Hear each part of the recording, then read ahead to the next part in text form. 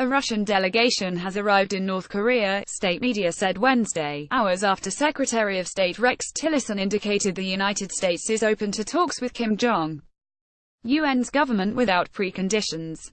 Viktor Kalganov, vice-director of Russia's National Defense Command Center, was pictured at Pyongyang's airport alongside 3 other officials from the country's defense ministry in an image released by the state-run KCNA news agency. Viktor Kalganov, vice-director of the National Defense Command Center of the Russian Federation centerleft, visits Pyongyang with 3 unidentified Russian Defense Ministry officials. KCNAHANDOUT Reuters. The visit comes days after Russian President Vladimir Putin made a triumphant trip to the Middle East to hail the success of a military effort to shore up Syrian President Bashar alAssad and announced deeper ties with Turkey and Egypt, including a $21 billion nuclear energy deal. The Russian state news agency Interfax gave no details of Wednesday's North Korea visit, but reported that Deputy Foreign Minister Sergei Ryabkov had welcomed Tillerson's comments.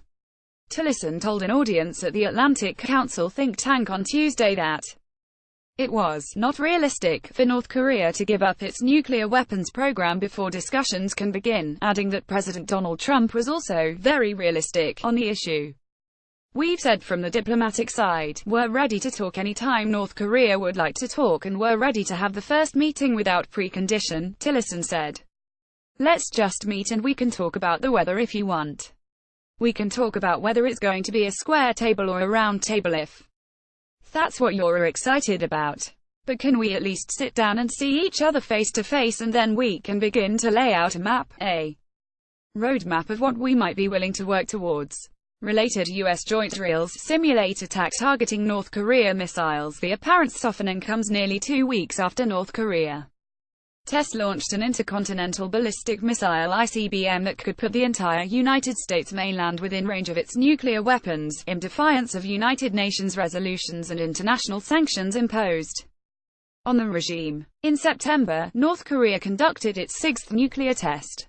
Tillerson said that the U.S. is ready to talk to North Korea but would need a period of quiet without new tests for talks to be productive. White House Press Secretary Sarah Huckabee Sanders later issued a less emphatic statement on behalf of Trump, who has previously said Tillerson was wasting his time pursuing dialogue. "The president's views on North Korea have not changed," the White House statement said. "North Korea is acting in an unsafe way.